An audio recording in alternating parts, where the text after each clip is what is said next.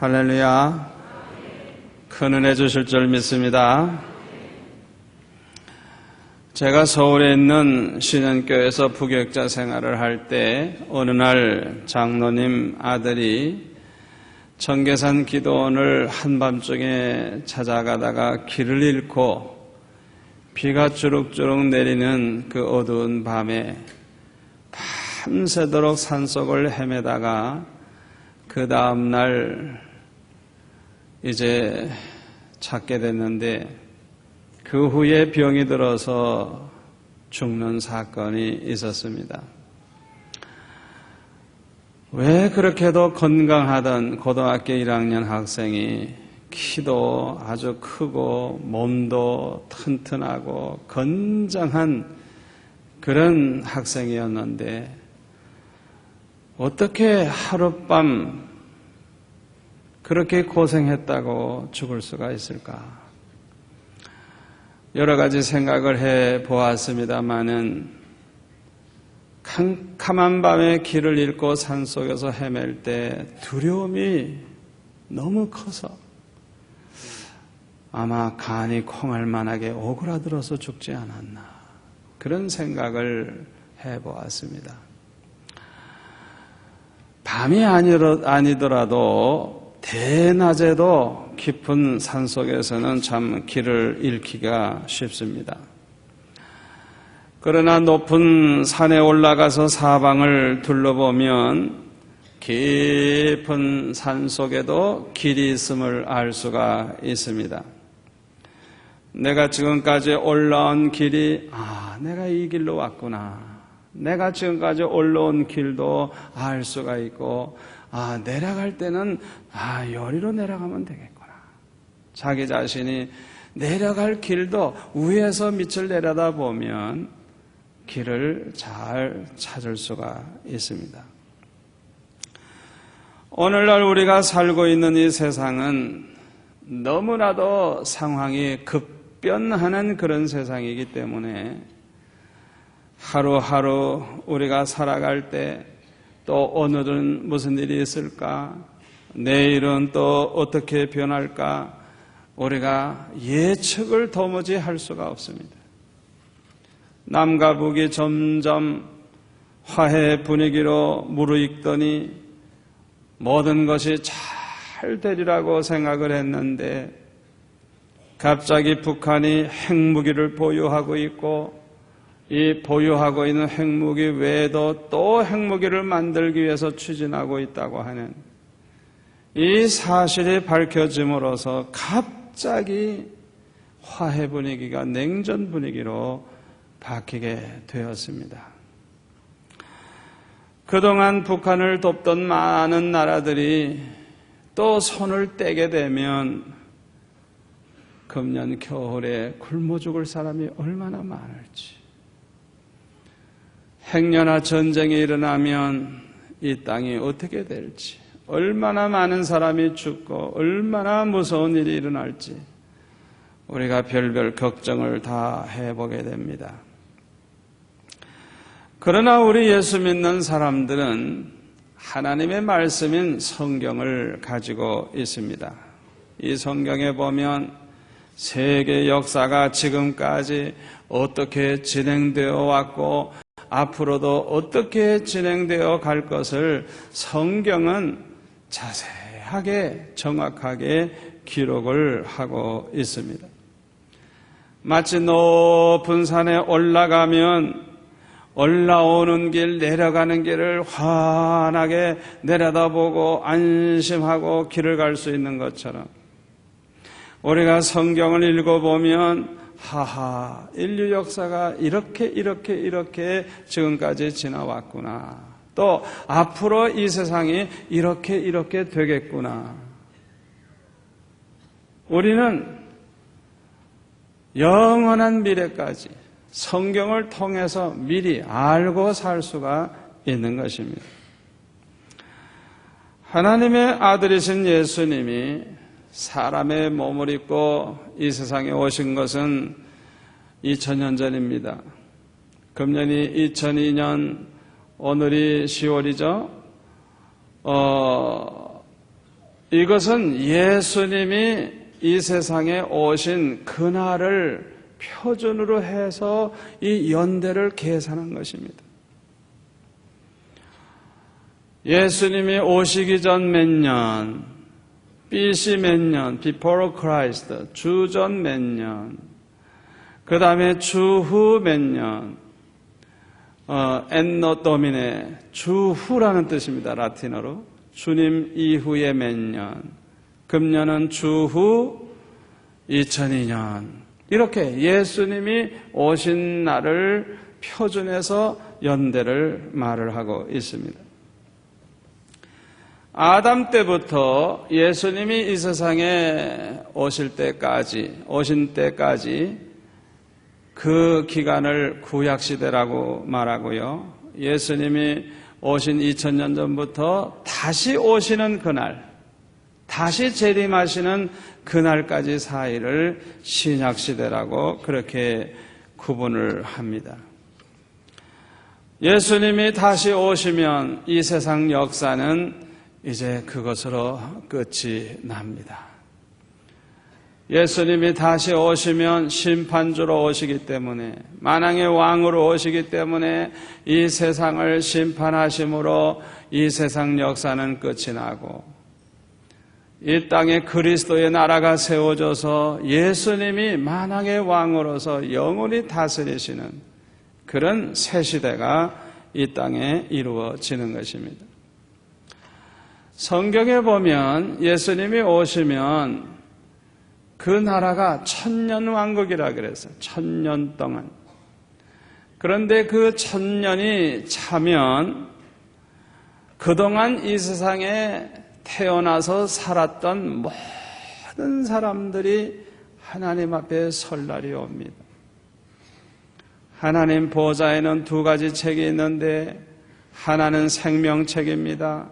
이 생명책에 기록된 사람들은 하나님과 더불어 영원히 천국에 가서 살게 되는데, 하나님이 사람과 함께 사시는데, 하나님이 우리 하나님이 되시고 우리는 하나님의 백성이 돼서 우리 하나님을 모시고 살게 되는데, 하나님께서는 우리의 모든 눈물을 씻어주시고 다시는 사망이나 애통이나 곡하는 것이나 아픈 것이 다시는 있지 아니하게 될 것이라고 성경에 보면 말씀하고 있습니다.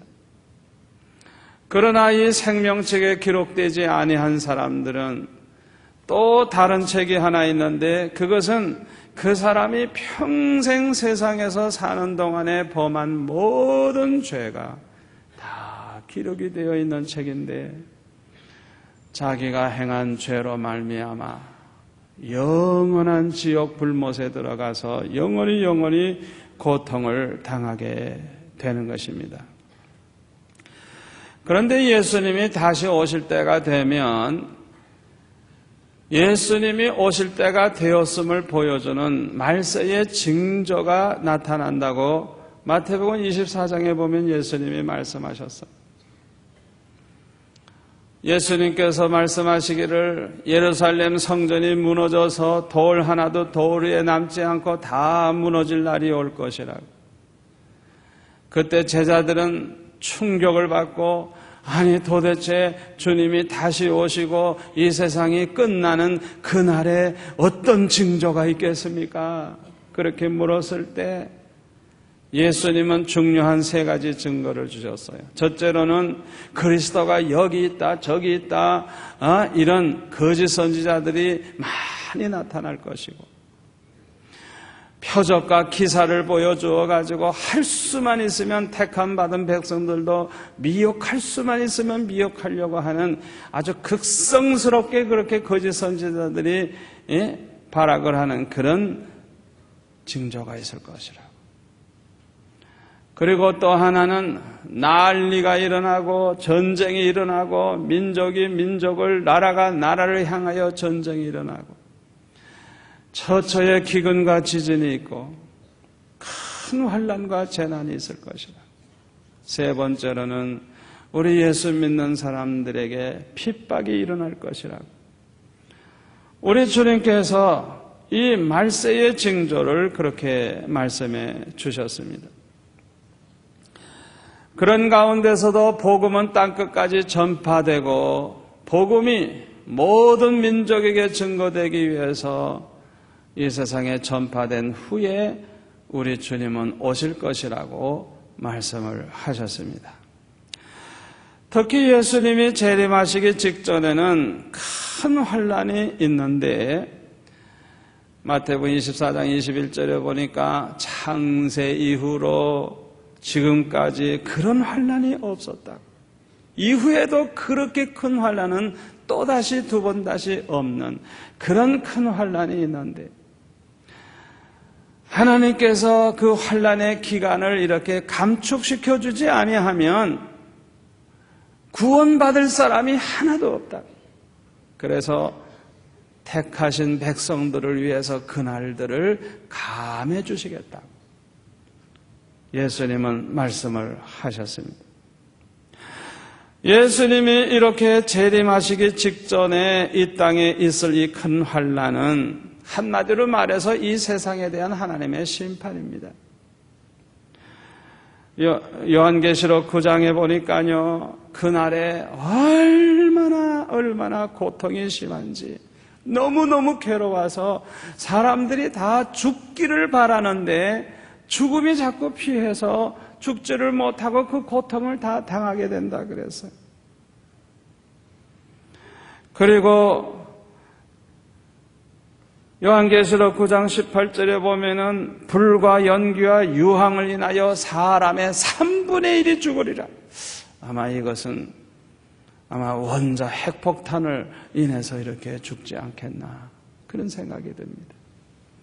제가 지난 주간에 일본에 집회 갔을 때 나가사키에 가서 그 원자 폭탄 떨어진 그 자리에 가가지고 그 모든 사진과 그 모든 자료를 보고 왔어요. 이야, 그 자그마한 원자탄 하나가 떨어졌을 때 몇 초 사이에 집이 날아가고 사람의 이 살갗이 다 그냥 타고 뼈만 남고 삽시간에 그냥 그렇게 다 죽어버린, 그보다 지금은 1000배, 10,000배 그런 어마어마한 폭탄이 준비되어 있으니 3분의 1이 죽는 건 쉬울 거예요. 그런데 우리 성도들이 언제나 잊지 말고 기억해야 할 것이 있습니다. 첫째로는 역사의 주인은 하나님이시라는 것입니다. 절대 주권을 가지신 하나님께서 역사를 주관하시고 다스리신다는 것입니다. 우리의 죽고 사는 것을 주장하시는 하나님, 마지막 심판도 하나님이 주장하신다는 것. 하나님 외에 어떤 다른 신이나 다른 영이나 다른 인간이 자기 멋대로 하는 게 아니라 오직 하나님이, 역사의 주인 되신 하나님이 그 일을 행하신다는 걸 언제나 기억하시기를 바랍니다. 오늘 본문 이사야서 45장에 보면 뭐라고 말씀하셨습니까? 여기 고레스라고 하는 이 왕은 굉장히 포악하고 강력한 왕이었다 그래요. 하나님께서 이 고레스와 함께 하심으로 그냥 쳐들어가기만 하면 모두가 다 항복하고 그냥 모든 재물을 빼앗고 굉장히 아주 험악한 그런 이방인이었습니다. 그런데 하나님께서 말씀하시기를, 고레스에게 말씀하시기를, 너는 나를 모르지만은, 너는 나를 알지 못하지만은 내가 너를 지명해서 택했노라. 내가 너를 통해서 이스라엘 나라를 회복시킬 것이다. 말씀하시면서 이 세상의 신은 나 여호와밖에 없다. 한 나라를 멸하기도 하시고 다시 일으키기도 하시고 이기게도 하시고 지게도 하시고 그 모든 것을 나 여호와가 하는 것이다. 말씀하시면서 나 외에 다른 신이 없다고, 해 뜨는 곳에서든지 지는 곳에서든지 나밖에 다른 이가 없는 줄을 너희로 알게 하리라. 나는 여호와라, 다른 이가 없느니라. 나는 빛도 짓고 어둠도 창조하며 나는 평안도 짓고 환난도 창조하나니 나는 여호와라 이 모든 일을 행하는 자니라. 이렇게 말씀을 하셨습니다. 인류 역사상 나라가 완전히 멸망을 하고 살아남은 극소수의 사람들은 포로로 잡혀가서 노예가 된 그런 나라, 그런 민족이 다시 나라가 세워진 역사가 없습니다. 이스라엘 나라도 완전히 망해가지고 1%도 회복될 가능성이 전혀 없었습니다. 그럼에도 불구하고 너희들이 포로로 잡혀간 후에 70년 만에 다시 돌아오리라고 하신 하나님의 그 약속은 그대로 지켜졌습니다. 그것도 전혀 상상도 할 수 없는 고레스라고 하는 그 왕의 마음을 하나님이 감동시키시고 그에게 명령을 하셔서 그를 통하여 이 일이 이루어지도록 그렇게 하셨어요. 구약 에스라 1장에 보면은 바사왕 고레스 원년에 여호와께서 예레미야의 입으로 하신 말씀 70년 만에 회복된다고 하는 이 말씀을 응하게 하시려고 바사왕 고레스의 마음을 감동시키심에 저가 온 나라에 공포도 하고 조소도 내려가로되 바사왕 고레스는 말하노니 하늘에 신 여호와께서 세상 만국으로 내게 주셨고 나를 명하사 유다 예루살렘의 성전을 건축하라 하셨나니 이스라엘의 하나님은 참신이시라. 너희 중에 무릇 그 백성된 자는 다 유다 예루살렘으로 올라가서 거기 있는 여호와의 전을 건축하라. 너의 하나님이 함께 하시기를 원하노라. 무릇 그 남아있는 백성이 어느 곳에 우거하였던지 그곳 사람들이 마땅히 은과 금과 기타 물건과 짐승으로 도와주고 그 외에도 예루살렘 하나님의 전을 위하여 예물을 즐거이 드릴지니라 하였더라. 강력한 이런 힘을 가지고 있는 이 고레스 왕의 명령입니다.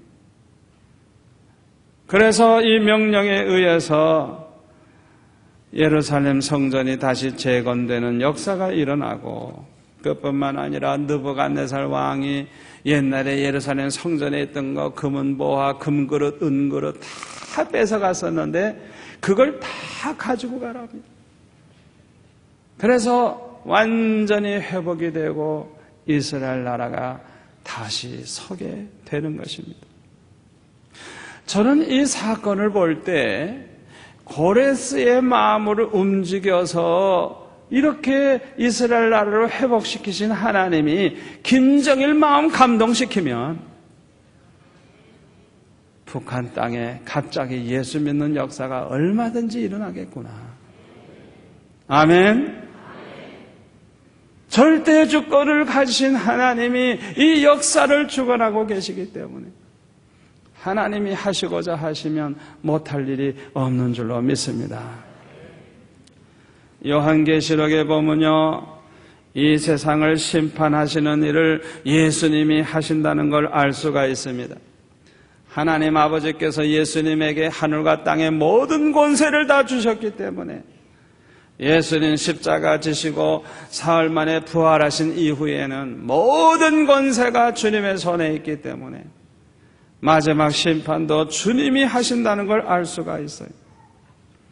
환난의 기한을 감축하는 것도 주님이 하시고 아무리 악의 세력이 강해도 교회가 이기게 하시는 것도 주님이 하시고 아멘.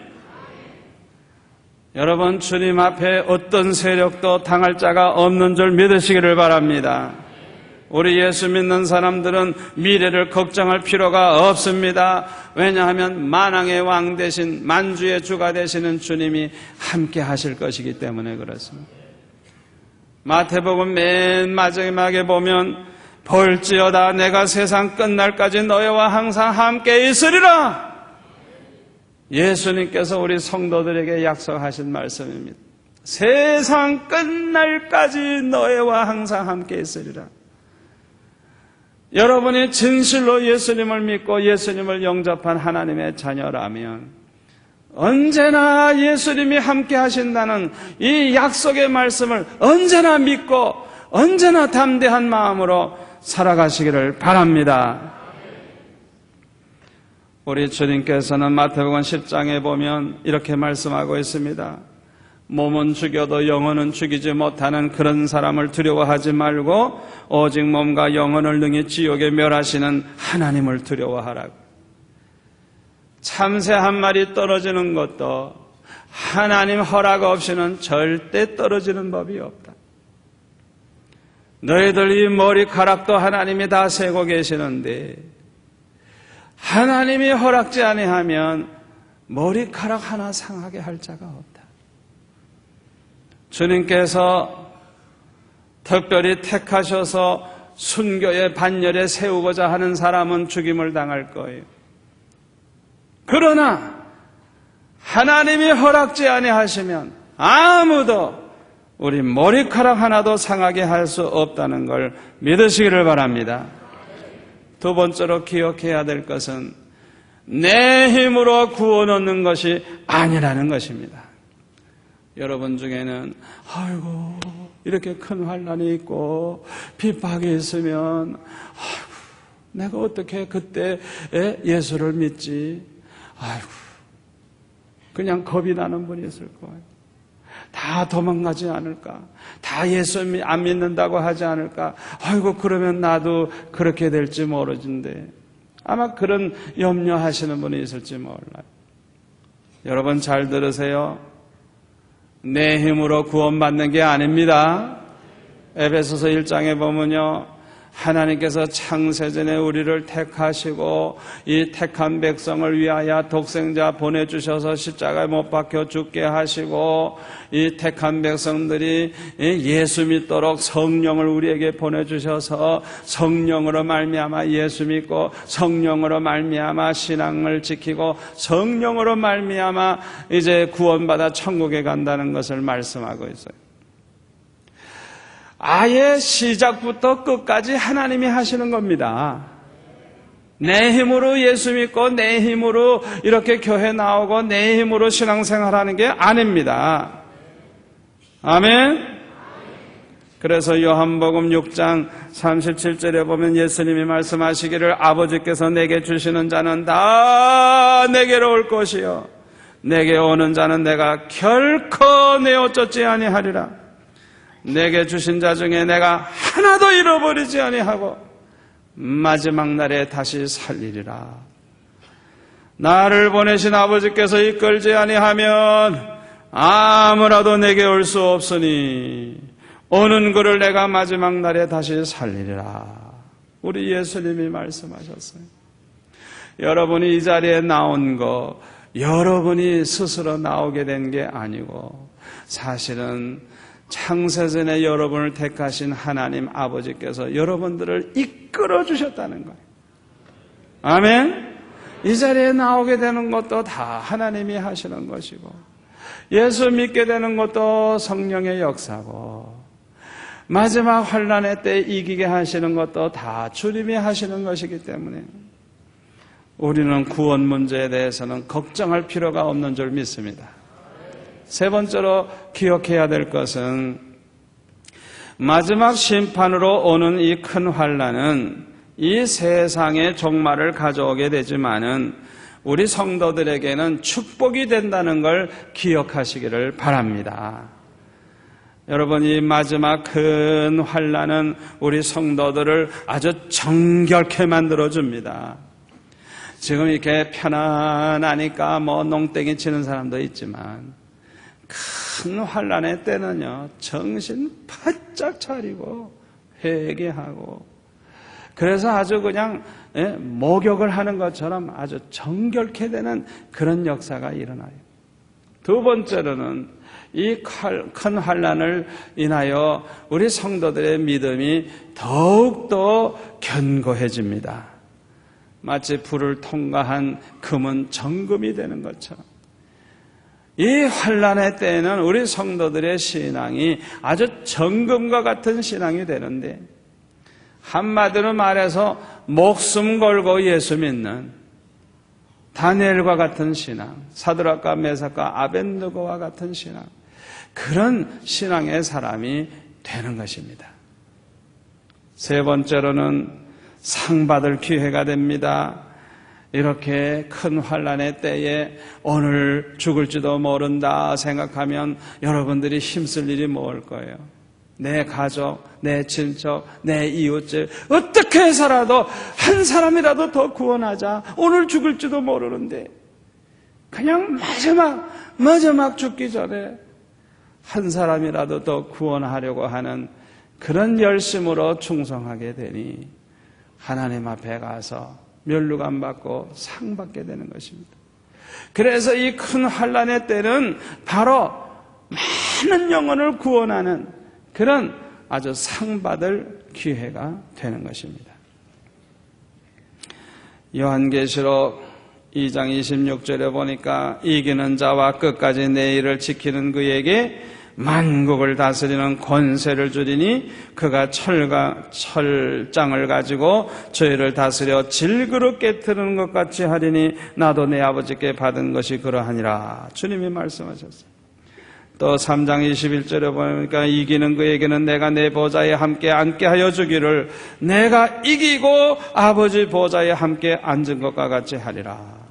우리 주님께서 십자가를 지시고 승리하신 다음에 부활승천하셨을 때 하나님 보좌에 앉으셨던 것처럼 끝까지 신앙을 지키고 끝까지 승리한 성도들, 끝까지 주의 일에 충성한 성도들, 주님이 앉으신 그 보좌에 야야 너도 와서 앉아라.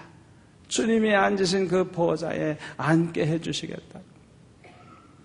요한계시록 20장 4절에 보면 그 보좌에 앉아서 심판하는 권세를 가지고 심판하는 일을 하게 되는데 주님을 증거하고 말씀대로 살려고 하다가 이렇게 순교한 사람들, 고난을 당하면서도 짐승 앞에 굴복하지 아니하고 신앙의 지조를 지킨 사람들, 이런 사람들이 그리스도와 더불어 1000년 동안 함께 왕노릇하게 된다 그랬어요. 어마어마한 영광을 우리가 누리게 되는 것입니다. 그러므로 이 마지막 심판으로 오는 큰 환난은 우리 성도들에게는 축복이 된다는 걸 언제나 기억하시기를 바랍니다. 결론의 말씀을 드립니다.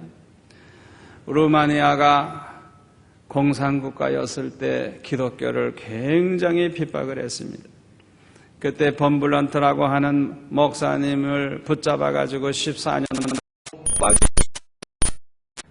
감옥에 가도 독방에서 지나는 것은 제일 힘들다고 합니다. 독방에서 14년을 보냈는데 그가 감옥에서 나왔을 때 그는 책을 썼는데 그 책에다가 뭐라고 기록을 하고 있는가 하니 자기는 독방에서 14년 동안 그렇게 세월을 보냈는데 그 14년이라고 하는 횟수가 길게 느껴지지를 아니했다. 왜냐하면 그 감옥 안에서 하나님이 주시는 기쁨, 하나님 안에서 누리는 기쁨이 얼마나 컸는지, 이 세상 어느 곳과도 견줄 수가 없는 그런 아주 황홀한 그런 기쁨 속에서 하루하루를 너무너무 행복하게 보냈기 때문에 14년이라고 하는 세월을 독방에서 보냈지만 길게 느껴지지 아니했다는, 감옥에서 나와서 세상을 보는 순간에 어떻게 느껴졌냐 하면 높은 산정에서 이 세상 마을을 이렇게 내려다보다가 갑자기 평지로 내려온 것과 같은 느낌이 든다고. 다시 말하면 비록 그가 감옥에서 그렇게 고통을 당하고 있었지만은 하나도 고통이 되지 않고 오히려 하나님과 더 가까이 지나면서 하나님의 영광을 몸소 체험하고 하나님이 주시는 그 기쁨을 누리면서 오히려 그는 행복한 은혜로운 생활을 보냈던 것입니다. 여러분, 앞으로 환난의 날이 온다 그래서 걱정하지 마세요. 이 세상을 다스리시고 주관하시는 하나님이 실수하는 법이 없고, 사랑하는 우리 성도들, 순교자의 반열에 선 사람은 순교하는 영광이 있겠지만 그렇지 않은 사람들은 머리털 하나도 상쾌하지 아니하시겠다고 하셨으니 오히려 주님 모시고 사는 그 기쁨을 누리며 아름답게 승리할 줄 믿습니다. 기도하겠습니다. 아버지 하나님 감사합니다. 오늘 주시는 말씀을 우리가 마음에 깊이 새겨서 앞으로 이 세상이 어떻게 될지, 어떻게 되든지 조금 더 두려워함이 없이 항상 자신을 가지고 믿음으로 승리하는 저희들 되게 하여 주옵소서. 예수님의 이름으로 기도하옵나이다. 아멘.